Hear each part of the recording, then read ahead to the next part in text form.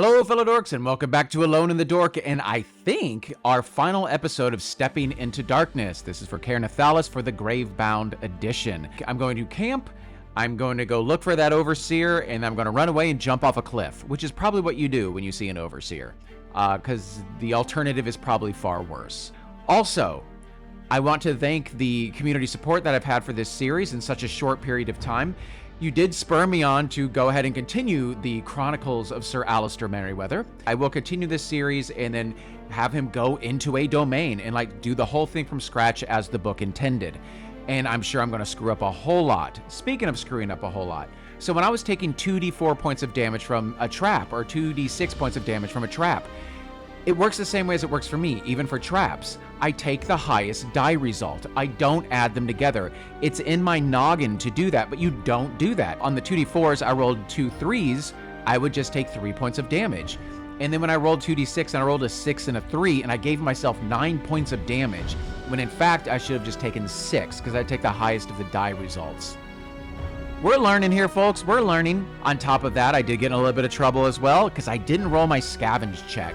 So I am going to go back and do some scavenging. I will roll that check. If you do remember, I got 81 coins at the end of last scenario. Or maybe I didn't. I got to make a scavenge check. I still don't know about if you can take off your helmet before looking at a trap. You probably can't. There's mechanics to games for a reason. There's risk reward for these kind of things. It's a freaking game, Avery. Get over yourself. And you'll be so proud of me. Look at this.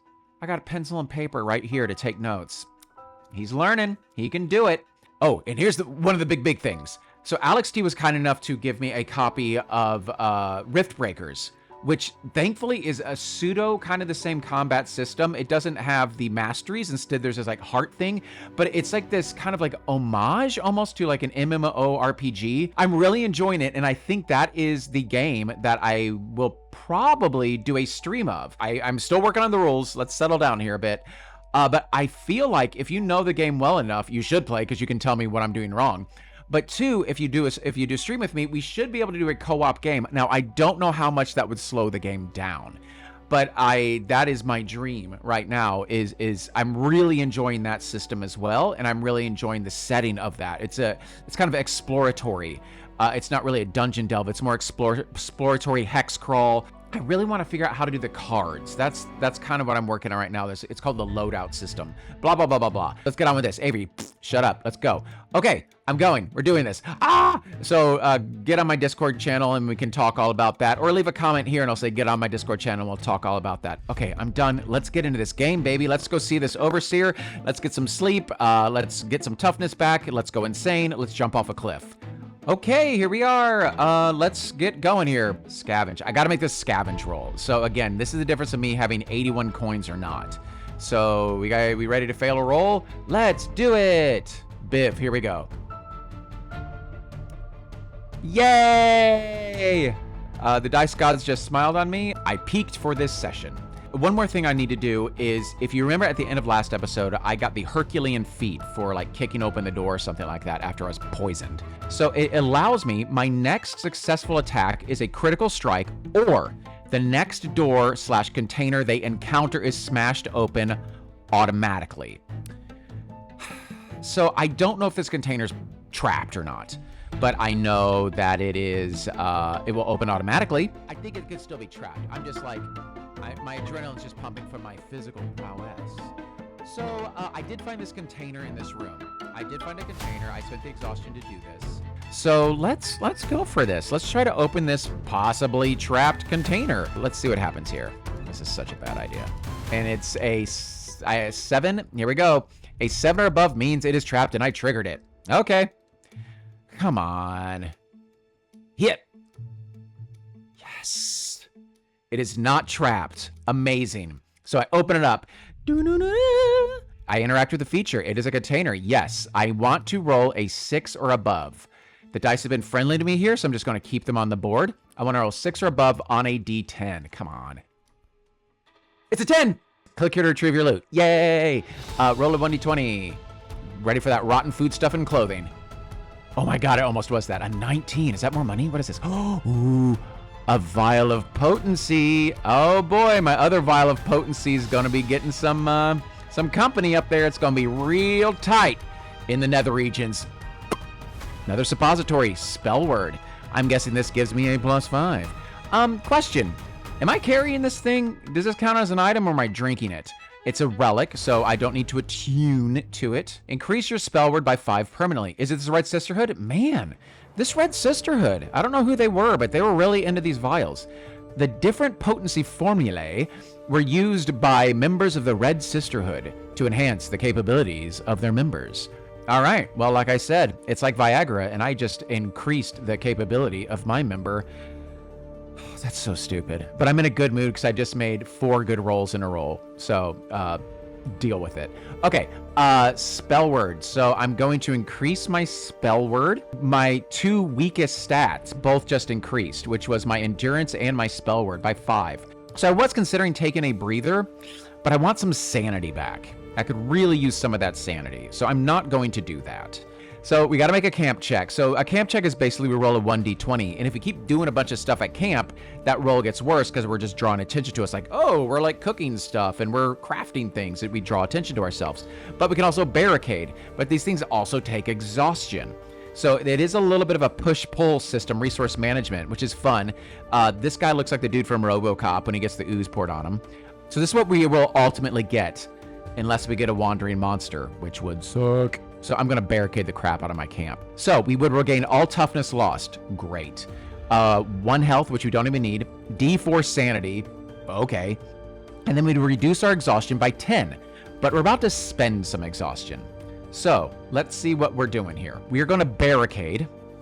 That will cost us 1 crafting supply and then 1 exhaustion. And that is for each crafting supply spent. I gain an exhaustion, but gain a 5 to the camp check roll. In order to make a camp check roll, you roll a d20. A 12 or above means everything is fine. So if I barricade once, I'm going to write this down with my handy dandy pencil and paper. So I'm going to eat my ration. And what that does is that will give me an exhaustion back. And you have to do that when you camp, is you have to eat a ration. So I am going to eat that ration. So that puts me back down to 8. Then I'm going to cook. Turn all those cooking ingredients you found into actual edible food. For each 1 cooking ingredient you spend, gain 1 ration. And I can just kind of just do this. I can make 5 rations and it will just only cost me the 5 cooking ingredients to gain the 5 rations, but just the 1 point of exhaustion. But it reduces the camp check roll by 1. 5 rations, 0 cooking supplies. I don't need to repair. I don't need to heal. I've already cooked. I can make bandages. May not be the worst thing in the world. Lamp oil, I don't need. Lockpicks, I have 2. I don't even know why I bought those stupid things. I'm never going to use them because I suck so hard at thievery. Torches? You can turn crafting supplies into torches. It reduces your camp check roll by -2. Ooh, boy, that's no good. Because I'm about to lose a healthy amount of light. Is it 10 light, 5 light? How much light do you lose when you do this? Do I not use light because I just put out my torch? That makes sense, I guess. I don't know how I'd relight it again, but when you take a breather, you recover toughness, some health, and you reduce exhaustion by 2, but this reduces your light source and causes the tension die to go down 1 stage. But amazingly, I don't see that for camping. Maybe I'll make some bandages because I don't have any bandages. So I can turn crafting supplies into bandages. Let's get like 5 bandages. I can use my medicine check with that and hopefully heal myself. My medicine's, not great.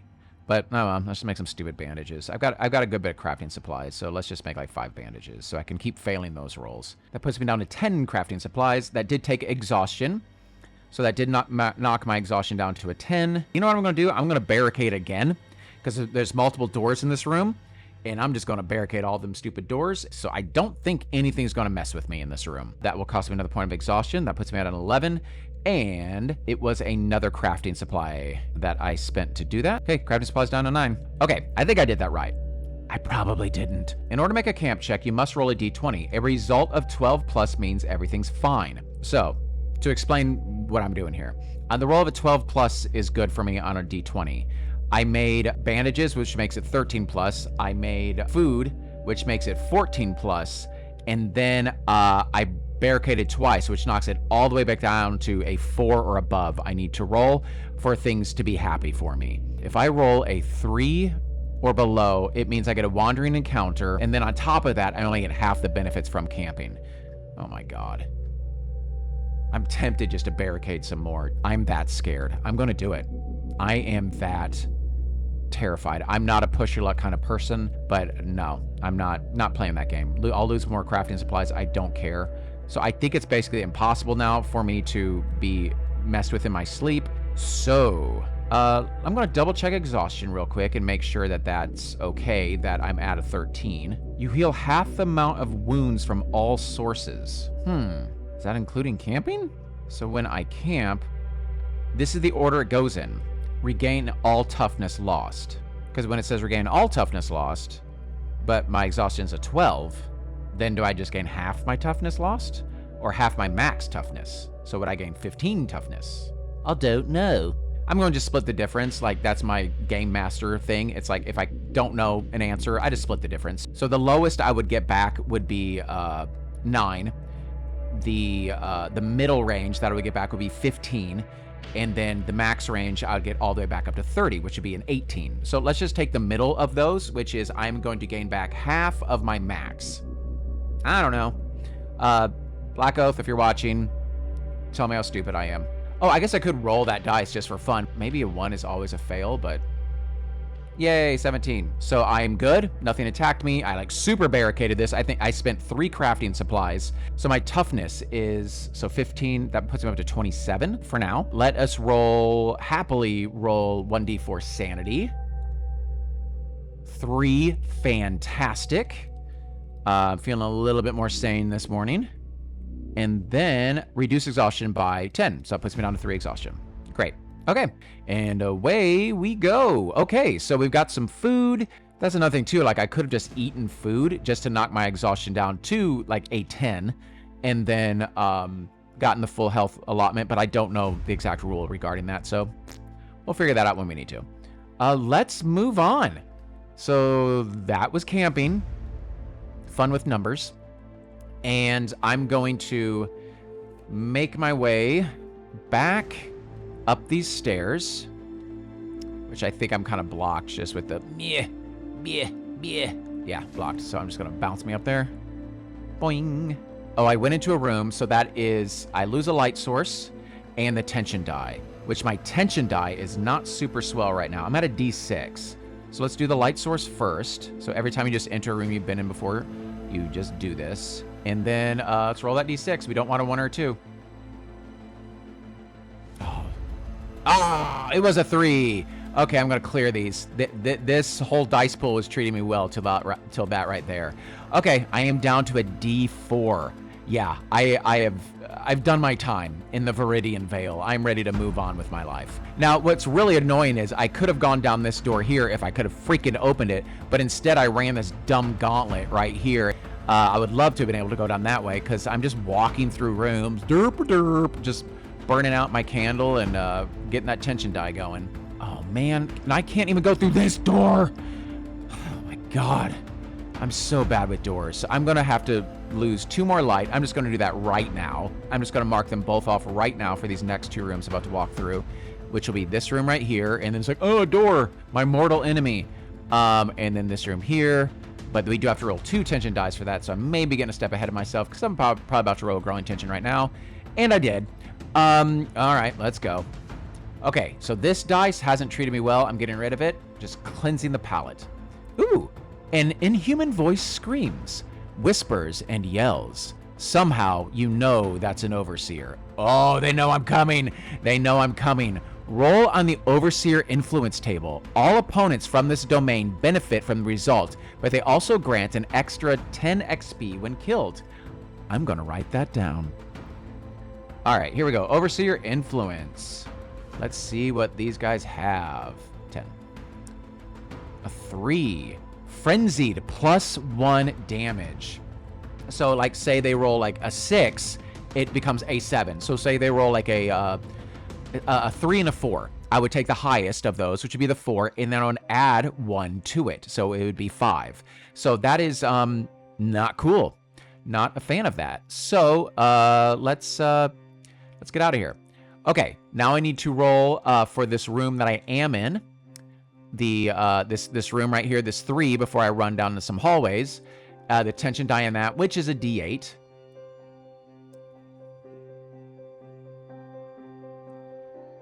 Man, if I would have just been able to open that one door, poor Sir Alistair Merryweather's life would have been so much easier. I'm down to a D6 already in growing tension. Or excuse me, in growing darkness. It is growing tension too, but that makes sense. So the Veil Shifter knows that like I'm coming. They can sense it, and they're just getting excited. They're not getting worried. They're excited. So we've been in this hallway already. Up here, let's zoom in a bit. And there's a door. And I don't know where it leads. But also, I've got this room right here with the mouths. Remember when the mouths were, and I was like, hey, shut up. And they're like, no. And they even though they're sewn shut, they kept singing. And I had to run away. But there is this set of stairs going down. I think that's probably a better bet to lead to the Veil Shifter. Because it looks like, again, the Veil Shifter is going to be somewhere in here. Okay. Let's see what we've got here. I do have to reread the thing because I'm very unhappy in this place. It makes me sad immediately. Last time I ran away and threw up a little in my mouth. I could have thrown up a little in their mouths, but they were sewn shut. Okay, the ossuary. That's right. Remember, I like that word. Every time you enter this room, you must pass a resolve check or suffer D4 psychic damage. So that is a resolve check. Again, I do have my double dose of suppository from the Red Sisterhood. So let's see how well that is treating me. It should be a 25% now. Is that resolve? No, my resolve is 40. Okay. Let's go. That's a D4 psychic damage. 1. Okay, so I don't like that. They're singing a song I really don't like. They're singing that Friday song. It's Friday, Friday, or however it went. I repressed it. Now I need to roll for light, roll for tension. A 3, thank you. And then I did lose so I immediately grab one of my candles. This has burnt out. So I'm down to 9 candles. Run away from the mouths. Ah, shoot. Here's a room. This looks like a room. It's a room. I clicked the button and we all saw what it was. Okay, this is a room. Roll a D100. What does this room look like? And this is just flavor, which is fun. 24. Any sound uttered within this hall fades into nothingness, as if the room devours all noise. Which it kind of makes a lot of sense, right? Because it had the mouths like that were just singing their ghastly choir. And I just come in here and it's just like a silent spell, just like completely muffles it out, which is great because it moved on to Umbop and I just, I would have like lost a lot of sanity. Actually, Umbop is a very catchy song, honestly. I hope that's running in your head right now. Or also I think of like the singing bush from Three Amigos. She'll be coming round the mountain when she comes. She'll be coming round the mountain when she comes. So, oh God, here we go. Tension die. Dang it. We are already down to a D4. My time has expired in this area. It is time for me to move on. I'm still in a room. I may have to fight something. Oh shoot, I didn't think of that. Okay, roll a D20. A 6. Oh my goodness, I thought I was gonna have to fight something. Okay, and I still never found there's still one creature here I didn't fight, which was like the skeletals, the something skeletons, the skelly skeletons. I don't know, something like that. All right, here we go. Let's roll a D100 and see what this room has in store for us. A 74. This room is full of broken glass vials and flasks containing all sorts of alchemical substances, as well as the tools and equipment usually found in an alchemy lab. Cool. Make a perception check. So far, these dice have been treating me well. I'm going to keep them all up there. It's a disaster, but I like it. 21. Yes. I find D4 potions. Sweet. So potions are a little weird too. So you don't quite know what they are. Big number, big number.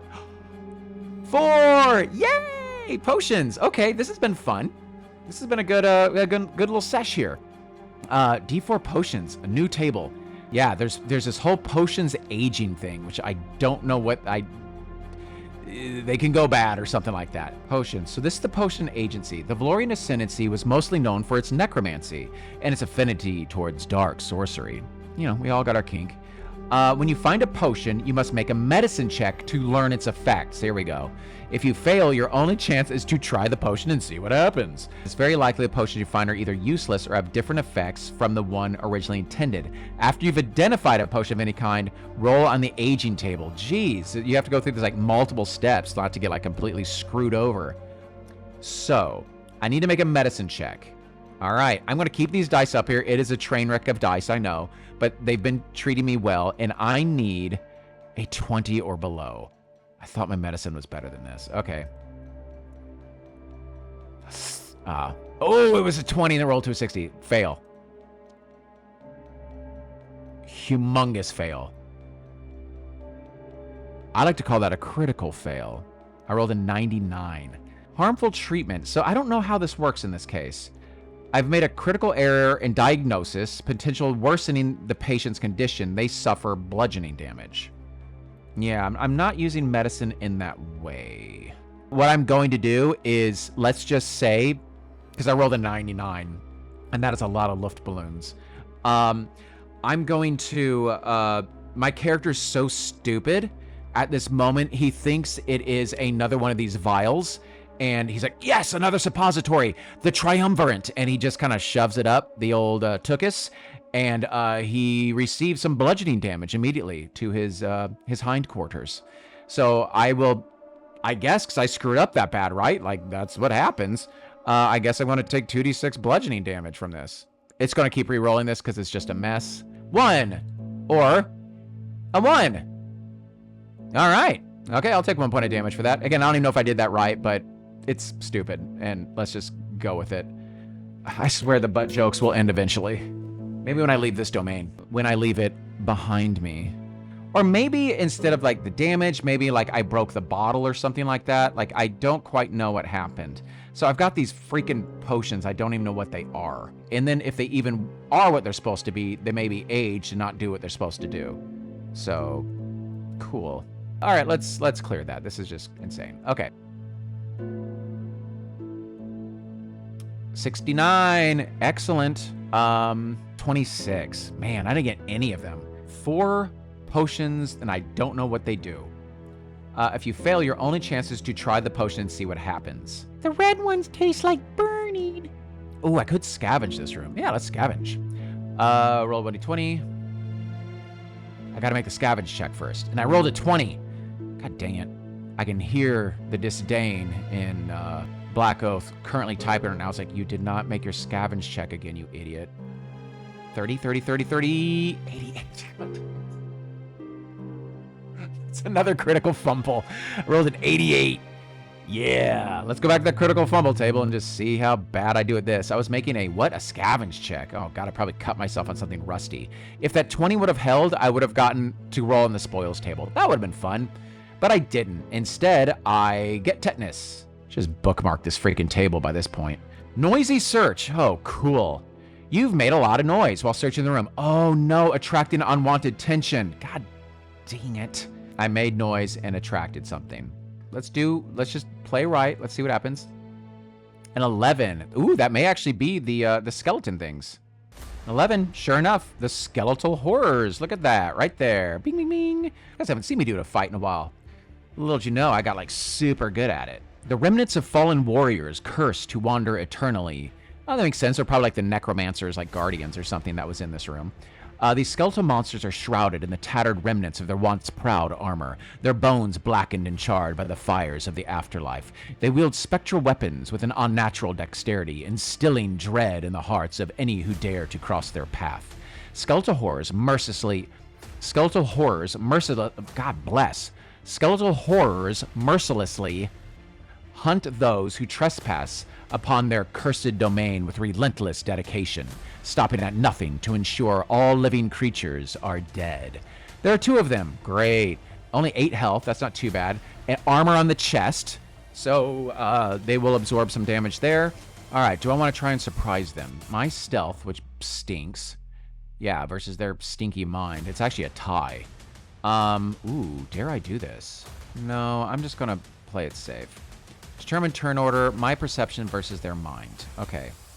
Which is 40 versus their 20. Okay. So 40 for me, which I just got, which they have to critically succeed to get this. I got a 40. They got a 7. I win. I go first. Hooray. Attack a specific body part. I have 8. Ooh, boy, it's going to take me a couple hits for each one. No, not yet. Well, here's them. 28. Not bad. And here's me. They're 28. I'm a 38. I win. I am hitting them in their chest. God dang it. And that's where their freaking armor is. So they're going to negate 1 health. Or 1 point of damage in the chest, because that's where I hit, because I'm stupid. I'm like, ooh, there's some armor. Let's hit it. I roll a d6 and a d4. Thank you, d4, giving me 4 points of damage, -1, so I do 3 points of damage to the first one. So he is down to 5. So I just quickly, I just spot him and just like hit his armor as hard as I can for no good reason. Did I do the frighten check? I cannot remember if I did the frightening thing for their trait or not. Let's see what they're doing. They are... Oh, that's right. They both go separately. A 6. They charge forward with a relentless determination, targeting 1 creature. Okay. It makes a melee attack, dealing d4 piercing damage on a hit. If it hits, they immediately use its ethereal grasp ability as a free action. Okay. I don't want them to hit, so let's make that not happen. Okay. Here's me. I rolled a 43, which is not bad. They rolled a 30. God dang it. They critically succeeded. Hits and critically strikes. This is a bad start. Okay, so I get hit. So I hit him in the chest, and he just turns around and wallops me. And they're doing +1 damage. So it's a D4, which is fine, but he's also doing this grasp thing that I'm not super thrilled about. Of course, he hits for 4, so 5. And I guess he hits me in the head, which is my helmet. So thank you, helmet, for blocking 2 of that. So I take 3 toughness, and I gotta remember to check my helmet toughness score.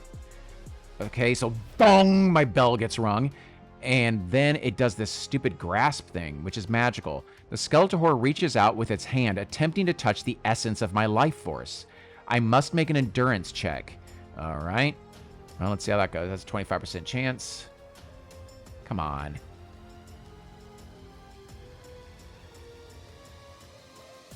It's a critical fail. I mean, it's incredible. Like that. This is why I started being a game master, because being a player is just tragic. Okay, critical failure. I just got to go to that table I'm always at. I'm overwhelmed by the situation. You think? D4 exhaustion. Let's roll 3. Oh, 4. Even better. Great. I'm just trying to lowball it a little bit here. Okay, 7 exhaustion. Man, I got to get out of this place. Okay. That sucks. Haven't even done all this yet. I take another D6 necrotic damage. It gains health, equal to half the damage. Cool. Okay. 5. There we go. Called it. Okay, cool. So I take 5. On a failed check, I take 5 necrotic damage, and they regain half. They're just back to full health, because why not? And that's just the first one to go. And this is why I don't want to fight an overseer. That was rough. All right, so now I'm trying to parry, and I am at a -20 because I'm trying to parry, and I've already done it once this round, and that turned out really well. So here we go. Come on. A 60.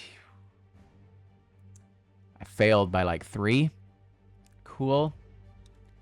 And they're going to hit me.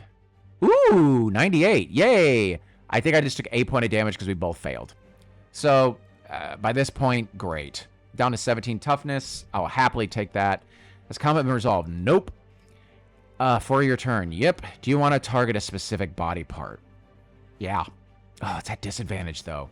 Their combat skill sucks pretty bad, though. So I'm at an 80 at disadvantage. Let's see what happens. A 76. Great. That is a fantastic roll. Thank God. 84. Okay, so I succeeded. Thank goodness. I'm doing double damage on their stupid head. Okay, here we go. I would love a high roll on this 6 or a 4 on this d4.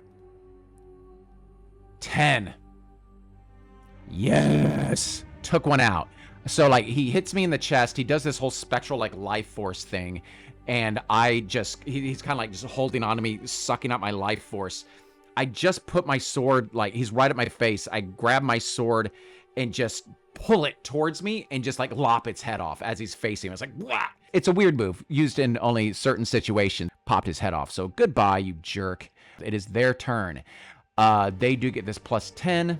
It swings its weapon with an eerie precision. D6 slashing damage. Well, let's see about that. Badoink. That is a 3. That is a success, but a pretty crappy success. I did hit with mine, so I'm back at an 80. So I just want to roll below an 80. 53. Fantastic. I roll a 1d10, so I get my little, like, super duper, like, cool, like, defensive maneuver bonus thing. Rolling a d10. Just give me something awesome. A 1. Another plus 10 to my combat check, so I'm at a 90. Targeting a body part, I'm going for it again because I get that plus 10 for my defensive bonus. Okay, I'm going to clear out these dice. That was treating me well. 63. Great. And then it has to critically succeed or I do another critical strike. It did not. Hooray for me. So, let's do it again, baby. I hit critical strike, going for the headshot again. The D64, I would love one of these to be a 4. Yes, they're both 4s. In your face, literally. I pop that other one off. The other guy, like, kind of turns at me. I easily parry the shot. And I just kind of go around and just, like, boop, boop, boop, boop, boop, like a xylophone, just straight up its backbone until it hits the back of his skull, like just cleaving the skull in half from, like, jaw up to, like, top of head. And it just kind of crumples to the ground. What a bunch of jerks. Okay, that was not super fun, but I do get a roll on the spoils table. All right, here we go. I typically always roll a 1 to a 3 on this. The streak does not continue. Precious items table. A magic item or a relic. I will happily take any of these. I have to attune to a magical item, but that's fine. I have to camp to do that, I think. Doesn't matter because I'm rolling a relic, baby. Man, I just love me some relics. Another 1d20. What does this guy have on him? Is that a 7? Is it going to reroll? Looks like it's happy with a 7. The Ethereal Requiem Blade. That sounds exciting. Let's see what this is. It's a scimitar. It's not a longsword, so I'd lose a plus 10 bonus with this. Attacks with this weapon ignore armor. Not bad. You can never drop this weapon unwillingly. Recover 1 sanity after a successful combat encounter. I don't do scimitars, though. Forged from an alloy of silvered steel and infused with fragments of star metal, the sword's blade curves with an ethereal grace. Intricate runes intertwine across its hilt, and when unsheathed, the blade hums with a melancholic resonance. Oh, it's probably even it's just slowly singing umbop. Its touch exuding an aura of spectral cold. With each swing, the sword sings a silent lament. Bop. Its strike capable of bypassing both armor and flesh to wound the very essence of a foe. You can't drop it, which, when you critically fumble, I'm sure that happens a lot, and recover 1 sanity. Is that worth my plus 10 bonus? Which is what I get with the longsword. This is nice. I'm glad I found this. That's exciting. Okay. Ooh, was I doing the extra point of damage for them? I took another point of damage because I can't remember if I was always giving them the extra point of damage. But I do get 10 more experience for killing them. So that's fun. So I got 60. And I killed 2 of them, so I'm up to 290 experience. That's pleasant. And I killed 2 more people, so my Bladed Weapon Master is at 10. Okay, light source. Okay, let's finally get back to this map. Down here. Hall. Oh, that would be a corridor that way. I'm not going that way. This here is just like a little antechamber. This right here is a door, and I'm going to assume this is the big bad right here. So let's just kick open this door and see what we got. All right, please just be easy, door. Let's just take me out of my misery. A 3. Okay, It is literally an easy door. Okay, so perception check. And it is at a plus 10. So my perception is a 50. A 36. I succeeded. I can see if it is trapped or not. Okay, I'm keeping the dice up here. Is it trapped? A 7 or above means it's trapped. Come on. Thank you. Thank you. No, it isn't. Is it locked? A 12 or above means it's locked. This is on a D20. It is locked. I don't care. I know who's in there. I'm just going to open the stupid thing. I could try to pick it, which I suck at. My thievery is 20. I'm just going to kick the thing open. I know who's back there. She's got to be back there. So brute force it. Make an athletics check. Okay. This is at a 40. I'm keeping all these dice up here. I'll change the color just so you can see them a little bit better. 40. Bang that door open. And I get an extra 10 experience for that. So that's at 300 XP for kicking this door open. If you succeed, click here. You force it open. And I know, rolling the tension die. Watch me roll. And it's at, if you remember, it's at a D4. So let's get it over with. Yay! Let's see what we got. There it is, baby. We're here. Oh, wow. She was right up these stairs. Oh, my God. I could have just walked there from right here. God, I'm such an idiot. The Overseer. This is where you will find the domain's Overseer. As usual, remember you can ignore it, although the experience points and potential loot might prove worth the risk. No. No, no, no. Let's look. Let's look and see how awful this thing is. So, let's see. It is astral. Interesting. Strong mind skill, obviously. Health 25. Doesn't seem too bad. Armor 1 on all locations. If I had my scimitar, that wouldn't matter. 40 combat skill, not amazing. Magic resistance, spoils, pretty good. Ruthlessness and swift. I don't know what that means. I don't think I want to. Here we go. Let's see what it can do. Creates duplicates of itself. It becomes heavily obscured. All attacks have disadvantage. Distorts reality, sickening you for D4 rounds. Manipulates reality, causing a torrent of illusions to clash upon a target. D6 arcane damage, well, 2d6, taking the highest result. Gross. Doppelganger surge. That sounds pleasant. Illusory doppelgangers that support it in combat. 2 doppelgangers appear themselves. They last until they've been struck. On their turn, they make a physical attack, dealing 2d4 psychic damage. Oh my God. It could be up to 5 things you're fighting. Veil Shifter warps the battlefield. All creatures fall prone. And then there's this magical gaze. Whoa. 4d6 arcane damage. So it is just like basically doing like d6 damage a lot. If it wasn't for the doppelgangers, I'd say, I think I can maybe get a chance at this thing. But no. I'm not ready for this. And I'm also a little weakened currently right now. My toughness is at half. This is not my time for this fight. I don't know if I even have to roll in the tension die or light source. Maybe I do? I guess I do. It's still the room. Yeah, I guess I'll do it. Let's just add to the heaping pile of garbage here. There it is. That makes sense. Growing darkness, and I lose light. So, and then I'm going to run.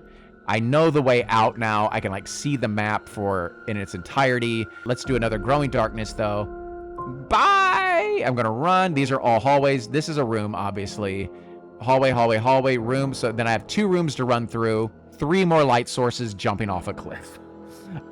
So let's do the growing tension just one more time and get the F out of here. Growing darkness is triggered. Your spirit feels weaker. Reduce your spell word by 5. That is only in this area. I'm out of here, man. I probably just see her and she probably just does that. I say she, I don't know why. It just seems like she's this weird astral doppelganger lady. She just kind of smiles and gives me a little wave. And then she like pops up in all these little corners of the room and just smiling and waving at me. And I just get out of there. I do have to make some more of these checks. I'm in 3 of these rooms. I'll start with a D8. 1. Oh, it went down to a 6. And we're fine.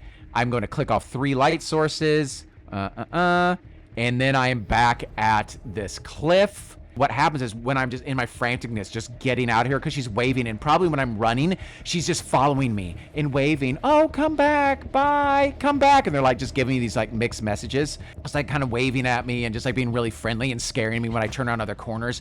And I'm just beelining it out of here. And in my franticness, just climbing back down this cliff face, I'm just rubble and everything is falling and I'm like slipping and sliding. And there's no way I can climb back up here. And honestly, I don't want to be back up here.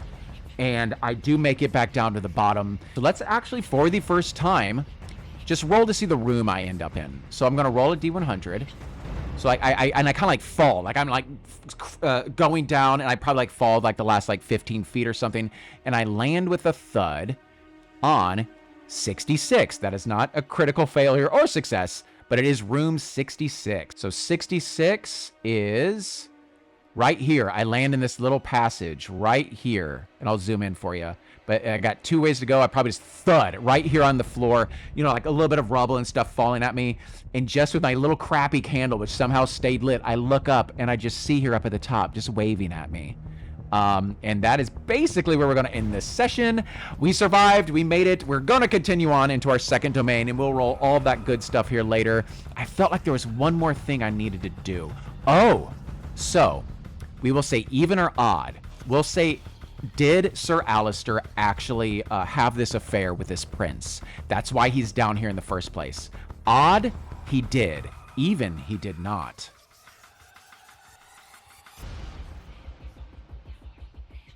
He did. Another question, though, is did he actually do anything treasonous? So we still have some more questions to figure out, but he did actually have this relationship with this prince. Poor Sir Alistair. The things we do for love. Okay, let's go back to the top and close this bad boy out. Okay, that took a while, but wow, we did a lot of stuff in that one. That was actually we still learned new things about potions, about those skeletal horrors, which sucked. And we saw the Veil Shifter, and she was scary. But I am in a new area, and thank you again so much for your support and saying, yeah, continue on, continue on. Honestly, that helps me a lot as still like a fledgling channel. And so all the comments and everything really do help. And again, feel free to join me online. I have a really great group of people that play along with me. So thank you so much. It may take me a little bit longer to get this next video out because I got to figure out exactly how I'm going to do this. And I have some important auditions coming up as well. But man, am I loving this game. Alex, thank you so much for creating this. Black Oath, I think that's basically interchangeable, those two words. And especially thank you to all of you that have been watching this and supporting my channel. The comments, the likes, the subscriptions, the people joining my Discord channel, it is all heavily appreciated. So sincerely, thank you very much. And I think that's going to be it. Thank you so much for watching. Until next time, stay dorky, my friends.